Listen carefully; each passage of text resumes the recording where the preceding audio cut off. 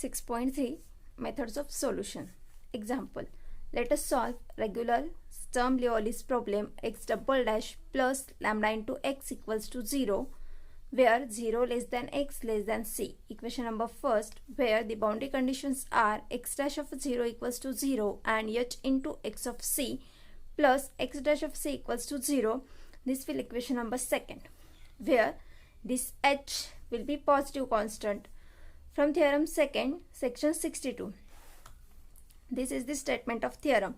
Let lambda be a eigenvalue of the regular Sturm-Liouville problem Rx dash bracket dash plus q plus lambda of p into x equals to 0 where a is less than x is less than b, where the boundary conditions are a1 into x of a plus a2 into x dash of a equals to 0, b1 into x of b plus b2 into x dash of b equals to 0.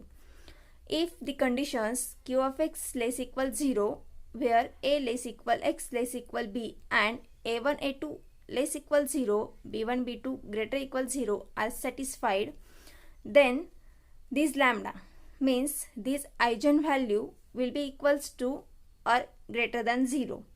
For equation first, means this equation number first, we have a1 equals to 0, means this equation number second and these boundary conditions, we compare this with this, then from here we get a1 equals to 0, means here a1 is absent, so we can consider that a1 equals to 0 and a2 equals to 1, means this a2, here this will a2, so a2 will be equals to 1 and this implies multiplication of a1 a2 will be equals to 0 into 1 equals to 0. This implies that a1 a2 equals to 0. Now b1 equals to h. From this condition here we get b1 as a h and b2 as a 1. So here b1 equals to h, b2 equals to 1, multiplication of b1 b2 equals to h into 1 will be equals to h and this greater than 0. Since h is a positive constant, here we have given that h is a positive constant. So this implies that b1 b2 greater than 0. As conditions of the theorem are satisfied here, means this theorem and this condition are satisfied here. Also q of x less equal 0, means here we can see in equation number first q is absent, so we can consider that q of x as a 0 and we have q of x is less equal 0, then we'll get q of x equals to 0. So this condition is also satisfied and these both conditions are also satisfied, so we can use the theorem here, and by this theorem we have the eigenvalue, means this lambda greater equal 0. So now to solve equation number first, we use the variable separable method. So consider case first. If this lambda equals to 0, means in this example we have considered that this lambda equals to 0, then this equation will be x double dash plus 0 into x equals to 0, then this gives x double dash equals to 0. From this we have x of x equals to ax plus b, then by boundary conditions, and so we take a derivative here, means x dash of x equals to a, derivative of ax will be a and derivative of b with respect to x will be 0.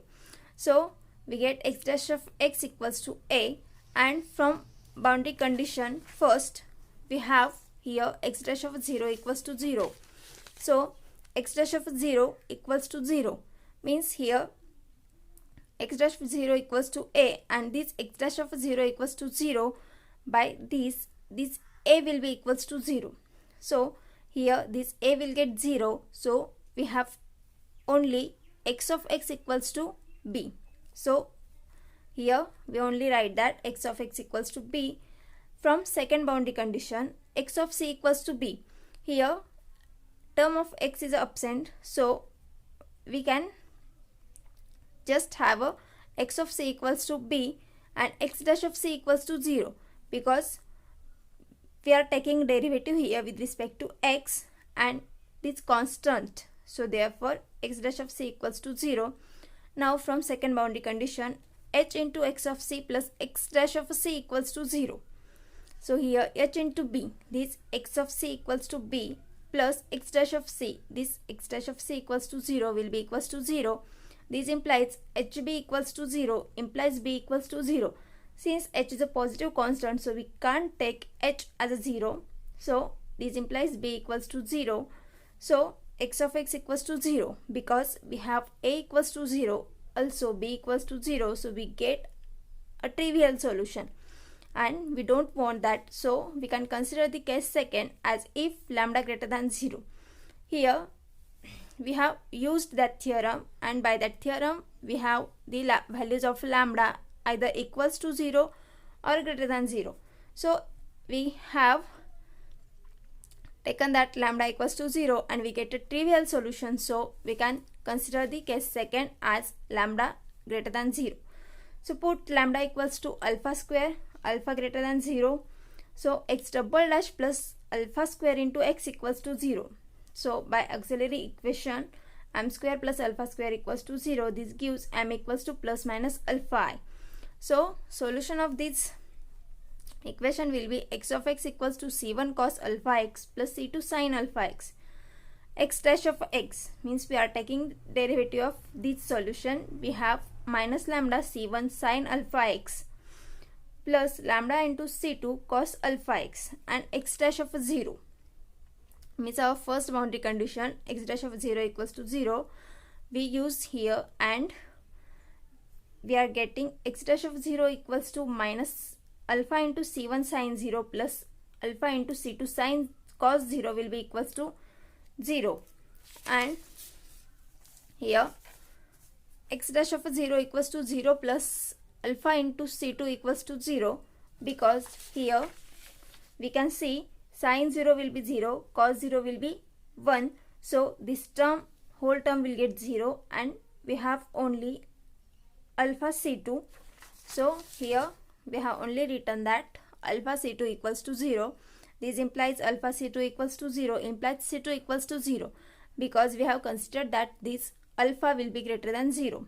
So x of x equals to c1 cos alpha x because c1 equals to c2 equals to 0, and from this c2 will be equals to 0 and we have only x of x equals to c1 into cos alpha x.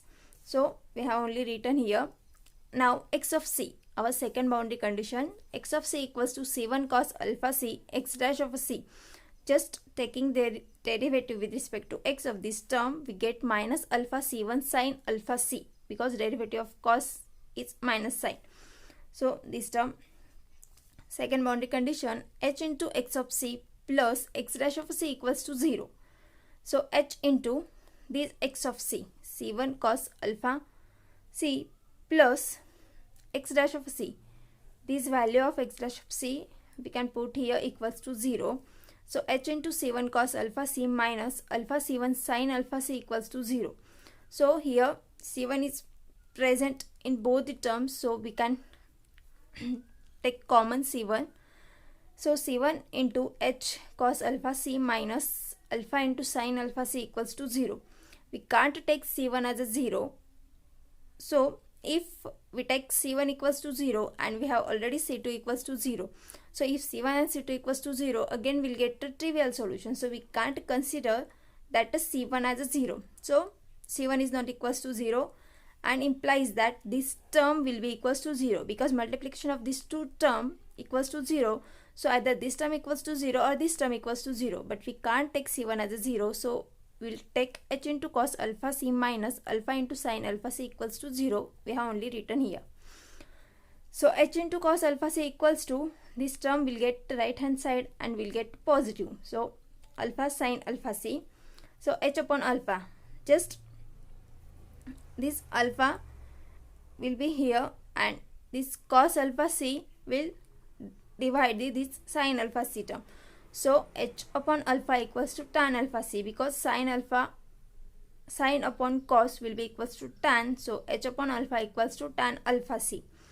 So the following graph of y equals to tan alpha c and y equals to h upon alpha are plotted. Means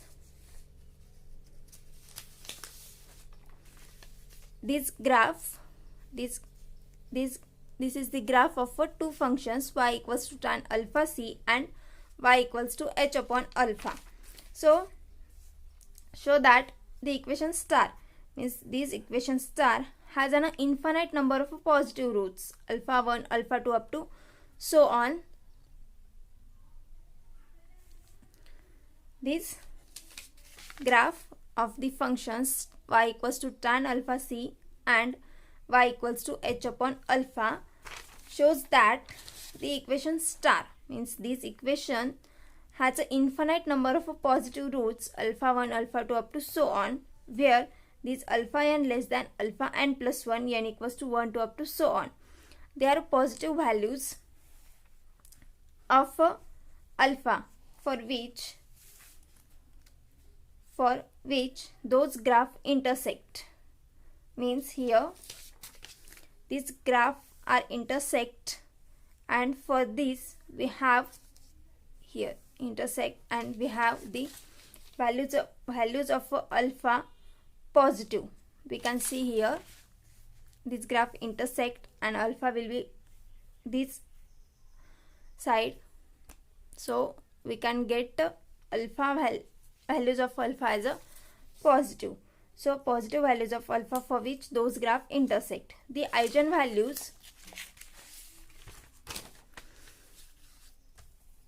are then the numbers alpha n equals to lambda n equals to alpha n square, because we have put lambda equals to alpha square, so we can get alpha n equals to alpha n square equals to lambda n, where n equals to 1, 2 up to so on.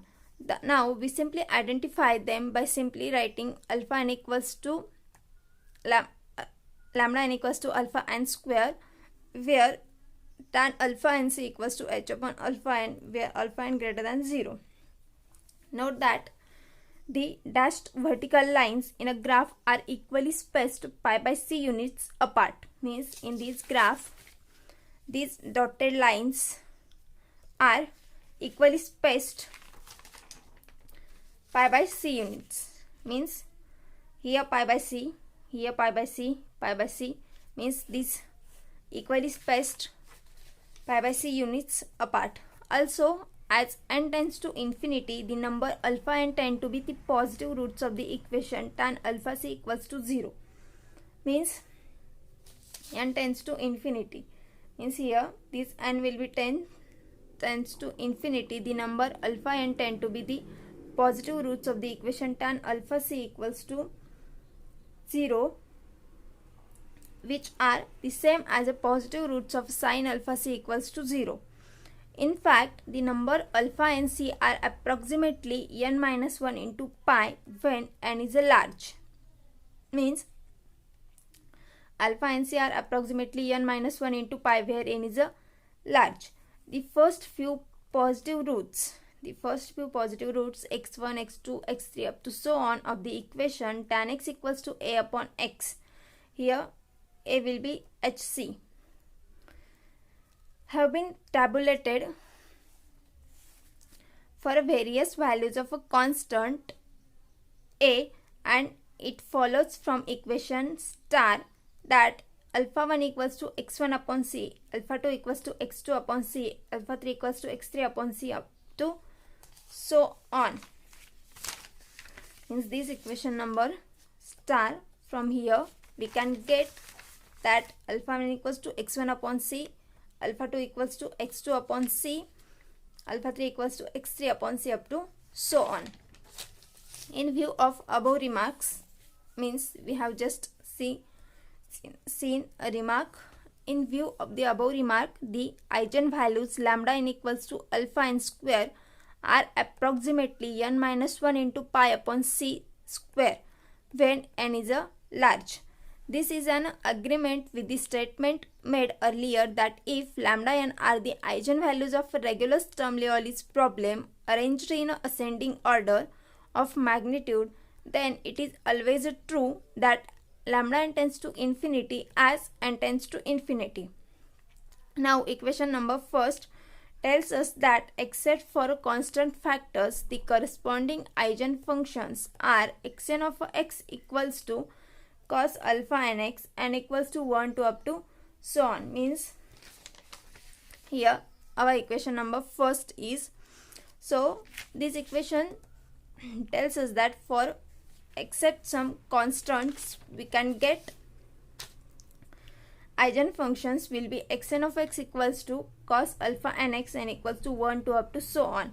Let us put these eigenfunctions in a normalized form, the form that we shall need in the applications. To accomplish this, we note that since the function xn of x are orthogonal on the interval 0 less than x less than c with the wet function unity, all to the theorem in section 61. This theorem, if lambda n and lambda n are a distinct eigenvalues of Sturm-Liouville's problem, then corresponding eigenfunctions xn of x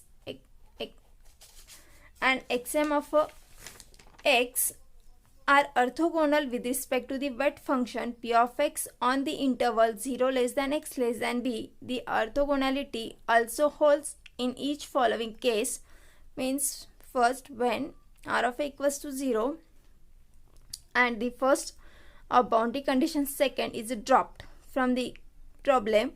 Second, when r of b equals to 0 and the second condition is dropped.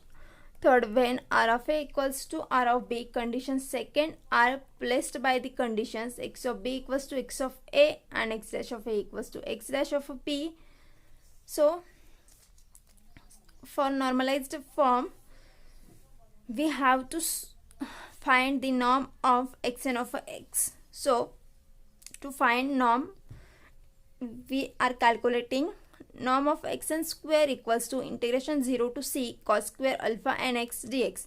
Norm means inner product of the function with itself only, and by definition of inner product of the function, we have norm of xn square equals to integration of 0 to c cos square alpha nx dx. So will be equals to half into integration of 0 to c 1 plus cos 2 alpha nx dx. Since we know the identity cos 2x equals to 1 minus cos square alpha upon 2, and from these we have replaced cos square alpha nx by these term. So equals to 1 by 2 into, just simply integrating this term, we get c plus sin 2 alpha nc upon 2 alpha nc.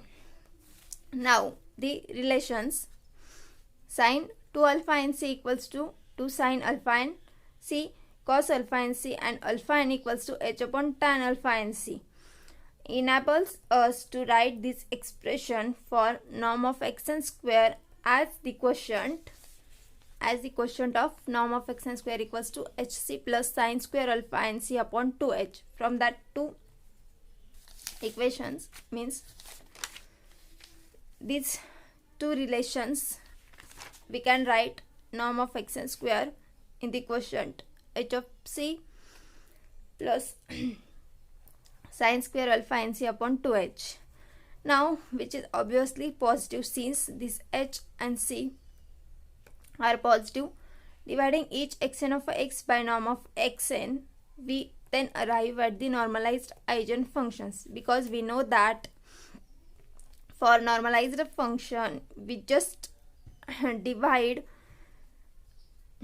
xn of x by norm of x and we get that normalized function which has a norm 1. So by dividing each xn of x by norm of xn, we get normalized function as a phi n of x equals to under root 2h upon hc plus sin square alpha nc into cos alpha nc, where n equals to 1 to up to so on.